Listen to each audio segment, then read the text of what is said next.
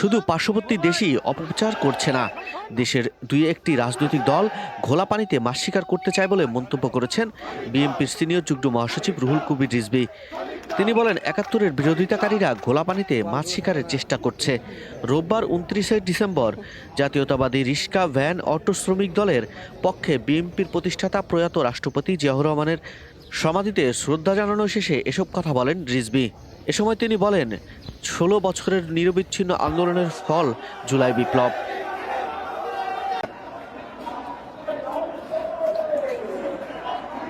আজকে শ্রমজীবী মানুষের পক্ষে যারা জুলাই আগস্টে শহীদ হয়েছেন, রিক্সা শ্রমিক সহ শ্রমজীবী মানুষ, তাদের স্মরণে এবং তাদের আত্মার প্রতি শ্রদ্ধা জানিয়ে এই বিজয়ের মাসে মহান স্বাধীনতার ঘোষক, মুক্তিযুদ্ধের বরেণ্য সেক্টর কমান্ডার শহীদ রাষ্ট্রপতি জিয়াউর রহমানের মাজারে ফাতেহা পাঠ এবং পুষ্পার্ঘ অর্পণ করেছে। বন্ধুরা আমার, এই যে শ্রমজীবী মানুষ, ইনারা রিক্সা চালিয়ে, কেউ শ্রম বিক্রি করে নিজের ভরণ পোষণ, পরিবারের ভরণ। বন্ধুরা আমার, তাদের এই যে আত্মদান, জুলাই আগস্টের ছাত্র জনতার আন্দোলনে তাদের আত্মদান, এটি মহিমান্বিত আত্মদান। এটি একটি গৌরব গাথার আত্মদান। তারা নিজেদের জীবনকে নিবেদন করেছেন দেশের স্বার্থে, জনগণের স্বার্থে, গণতন্ত্র অর্জনের জন্য। তাই সেই সমস্ত বীর শ্রমিকদের প্রতি শ্রদ্ধা জানিয়ে এই বিজয়ের মাসে তারা আজকে এসেছেন শহীদ মিনার। বন্ধুরা আমার, আজকে অনেকে অনেক কথা বলছে, অনেকে নানাভাবেই শুধু কয়েকজনের কৃতিত্বের কথা বলেন, কিন্তু তারা কি শহীদ শ্রমিক ভাই রিক্সা চালকদের বাসায় গিয়েছিলেন? তাদের পরিবার, তাদের সন্তানরা কেমন আছে? তাদের পরিবার দুমুঠো খেতে পাচ্ছে কিনা? কারণ উপার্জনের তো একজনই ব্যক্তি, সে তো নাই, পৃথিবী থেকে চলে গেছে। তার সন্তানরা স্কুলে যাচ্ছে কিনা, এটার খবর আমরা কয়জন নিয়েছি? তারা এখনো পরিবারের যে বেঁচে আছে, সে শ্রম দিয়েই জীবনযাপন। ভাই,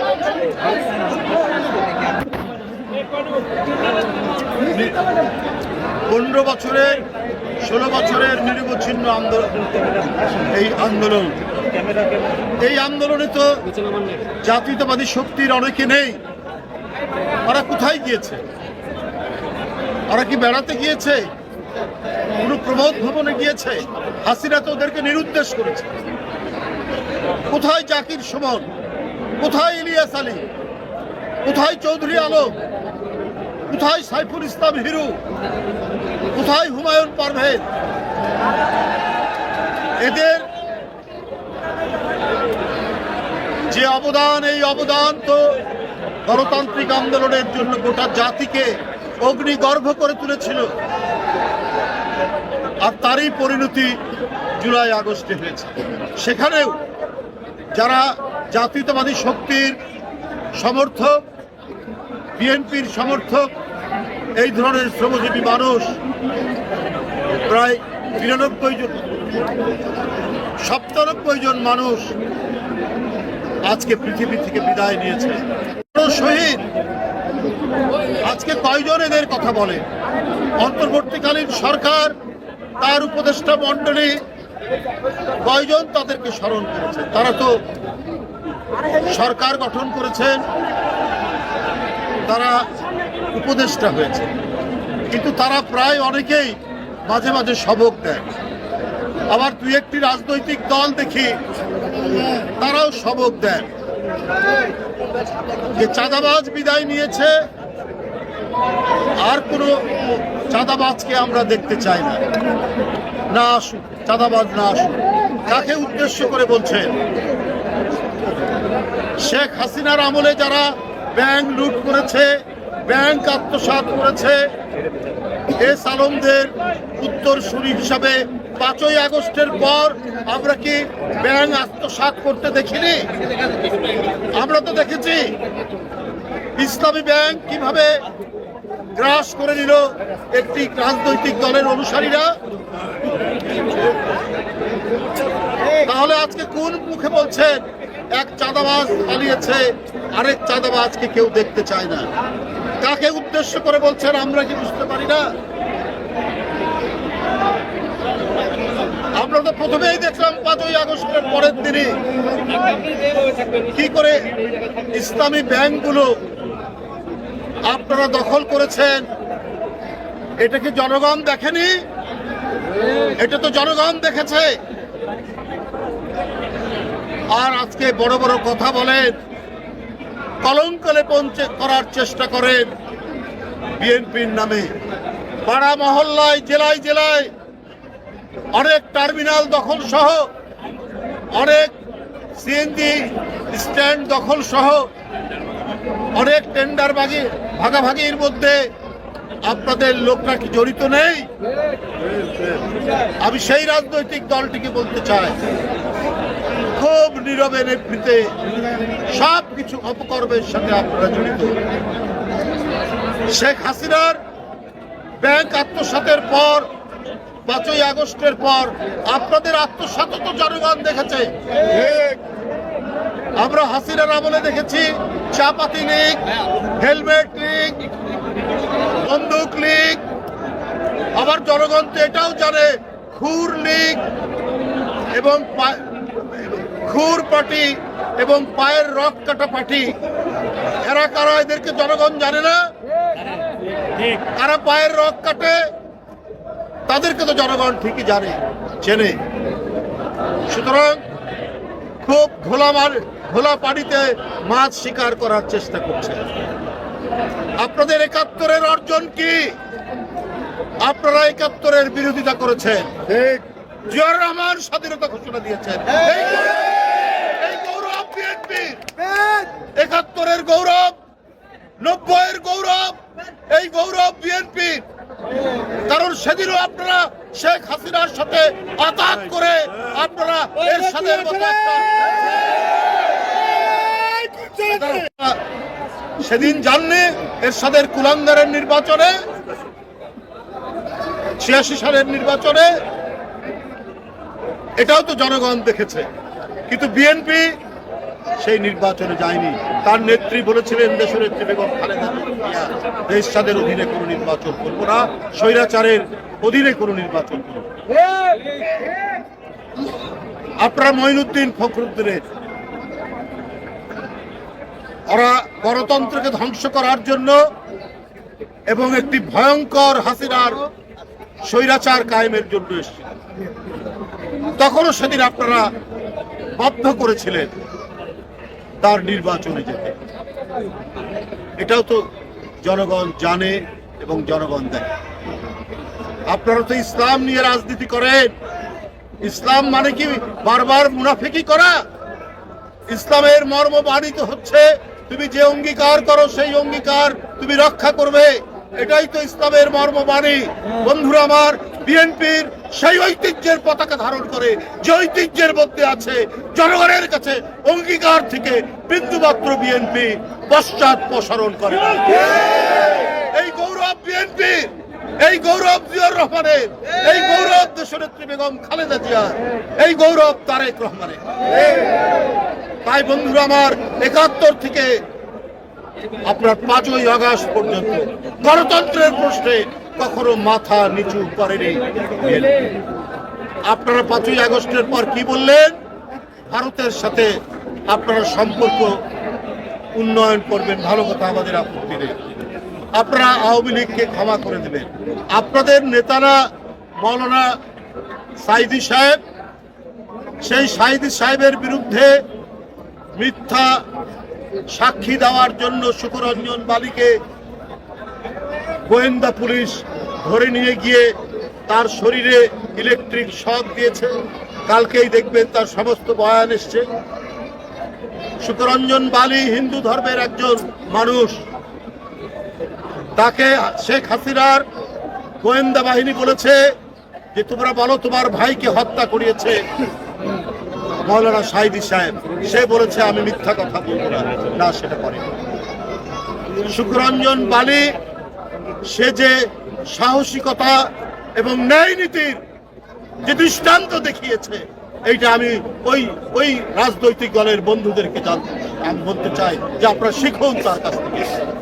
আপনারা সম্পর্ক উন্নয়ন করতে চান ভারতের সাথে। শেখ হাসিনার প্রতিটি গুম খুনের দোষর হচ্ছে পার্শ্ববর্তী দেশ। এই শুকুরঞ্জন বালিকে আপনার হাইকোর্টের গেট থেকে গোয়েন্দা পুলিশ ধরে নিয়ে গিয়ে তাকে এখানে টর্চার করে তাকে টাকার অফার দেওয়ার পরও সে যখন মাথা নোয়ায়নি তাকে ভারতে পাচার করে দিয়েছে এবং ভারতের কারাগারে সে 5 বছর ছিল। সেই 5 বছর সেখান থেকে আজকে বেরিয়ে এসে সে এই কথাগুলো বলছে। এরপরেও আপনারা বলেন যে শেখ হাসিনার সব মাফ করে দেবেন, ভারতের সাথে সম্পর্ক উন্নয়ন করবেন। তো এর মধ্যে দিয়ে তো প্রমাণিত হয় যে আপনারা হচ্ছে ন্যায় নীতির পরোয়া করেন না, আপনারা অন্য কিছু করেন না। আপনার দলের প্রধান নেতাদেরকে যারা জুডিশিয়াল প্রক্রিয়ার নামে জুডিশিয়াল কিলিং করল, তাদেরকে বলছেন আপনারা মাফ করে দেন। তাহলে আপনারা ইসলামের যে মর্মবাণী যে অন্যায়ের বিরুদ্ধে প্রতিবাদ করো, প্রতিরোধ করো, সেটি তো আমাদের মধ্যে নাই। করুণার কথাও বলা হয়েছে যে ক্ষমা চাইবে তাকে করুণা করতে বলা হয়েছে। তার বিভিন্ন ধাপ আছে, বিভিন্ন পর্যায়ে। ওরা ক্ষমা চাইলেও না কিছু না, আপনি তাদেরকে ক্ষমা করে দেবেন, সম্পর্ক উন্নয়ন করবেন। অর্থাৎ আপনারা আপনাদের রক্তের সাথেই বেইমানি হলো না। যেমন 86 সালে আপনারাও বলেছিলেন নির্বাচনে যাবেন না এর সাথে, তারপরে আপনারা গিয়েছেন। বন্ধুরা আমার, এই ধরনের অপপ্রচার এর সাথে আজকে শুধু পার্শ্ববর্তী দেশ তারাই শুধু অপতথ্য অপপ্রচার কলঙ্ক লেপনের চেষ্টা করছেন না, ভেতর থেকেও অনেকে ওই আমি আগেই যেটা বলেছি যে খোলা পানিতে মাছ শিকার করার রাজনৈতিক ফায়দা তুলতে চাচ্ছে। কিন্তু আমাদের যে গণতন্ত্রে এত অবদান, গণতন্ত্রে এত যে আত্মদান, এত মানুষ নিরুদ্দেশ, এত মানুষ বিচার বহির্ভূত হত্যার শিকার, আজকে তো সমস্ত গণতন্ত্র বলা শক্তি এক জায়গায় থাকার কথা ছিল। অথচ এই শক্তিকে ফাটল ধরিয়ে দুই একটি রাজনৈতিক দল যেভাবে তারা নিজেদের ফায়দা তোলার চেষ্টা করছেন, এদেশের মানুষ সব জানে। তারা জানে তারা দেশপ্রেমিক, তারা জানে তারা স্বাধীনতা বিশ্বাস করে, তারা সার্বভৌমত্ব বিশ্বাস করে, কারা বহুদলীয় গণতন্ত্রে বিশ্বাস করে, কাদের ঐতিহ্যের মধ্যে জড়িয়ে আছে। এই সমস্ত বৈশিষ্ট্যগুলো এই দেশের জনগণ জানে। তাই আপনাদের কাছে আমি আর বক্তব্য দীর্ঘায়িত নয়, আমি শুধু এটুকুই বলবো যে আজকে এই যে আত্মদান, এই যে রিক্সা শ্রমিক চালকদের সভাপতি এখানে আছে, সাধারণ সম্পাদক আছে, এখানে আমাদের শ্রমিক নেতা, বিখ্যাত শ্রমিক নেতা বাংলাদেশের শামসুর রহমান শিমুল বিশ্বাস অ্যাডভোকেট, তিনি এখানে উপস্থিত রয়েছেন। আরও আমাদের কেন্দ্রীয় নেতৃবৃন্দ মির সরকার শকু, মাহমুদুর রহমান সুকমোহন, মাহবুবুর রহমান স্বপন, অনেকে এখানে উপস্থিত আছেন।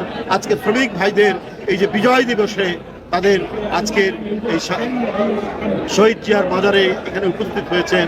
তাদের শহীদদের যে স্মৃতি, তাদের শহীদদের যে আত্মদান, তাদের আত্মার প্রতি শ্রদ্ধা জানাতে আমি তাদের সাথে একই সুরে সুর মিলিয়ে আমরা সেই সমস্ত শহীদ যারা জুলাই আগস্টে নিজের জীবন দিয়েছেন গণতন্ত্রের জন্য, স্বাধীনতার জন্য, সার্বভৌমত্বের জন্য, আমি তাদের আত্মার মাগফিরাত কামনা করছি, শান্তি কামনা করছি। আল্লাহ তাআলা নিশ্চয়ই তাদেরকে বেহেশত নসিব করবেন, কারণ তারা দেশের জন্য জীবন দিয়েছে। আপনাদের সকলকে ধন্যবাদ। সামনে যার জন্য 15-16 বছর সংগ্রাম, সেই সংগ্রামের অন্যতম অপরিহার্য শর্ত হচ্ছে যে শেখ হাসিনা তার স্বৈরতন্ত্র টিকিয়ে রাখার জন্য অবাধ সুষ্ঠু নির্বাচনকে নির্বাসনে পাঠিয়েছিল। বাংলাদেশ থেকে গণতন্ত্রের সকল প্রতিষ্ঠানকে ধ্বংসস্তূপে পরিণত করেছিল এবং বাংলাদেশকে আজ্ঞাবাহী রাষ্ট্রে পরিণত করেছিল। কারণ আমাদের সীমান্তে কেউ যদি গুলি খেয়ে মারা যায় তার প্রতিবাদ করতো না। আমাদের আগামী বছরের প্রত্যাশা, আমাদের সেই কাঙ্ক্ষিত গণতন্ত্র ফিরে আসবে। এদেশের ভোটাররা তারা স্বাধীনভাবে তাদের ভোট প্রয়োগ করতে পারবে, তারা প্রকৃত গণতন্ত্রে ফিরিয়ে নিয়ে আসবে, বহুদলীয় গণতন্ত্র ফিরিয়ে নিয়ে আসবে, স্বাধীনতা সার্বভৌমত্ব রক্ষা করবে এবং গণতন্ত্রের যে প্রতিষ্ঠান, পার্লামেন্ট, স্বাধীন বিচার বিভাগ, নির্বাচন কমিশন, প্রত্যেকটিকে শক্তিশালী করা হবে। এটাই জনগণের প্রত্যাশা, এটাই নতুন প্রজন্মের প্রত্যাশা, এটাই বিএনপির প্রত্যাশা, সেটাই প্রতিষ্ঠিত হবে। এটাই আমি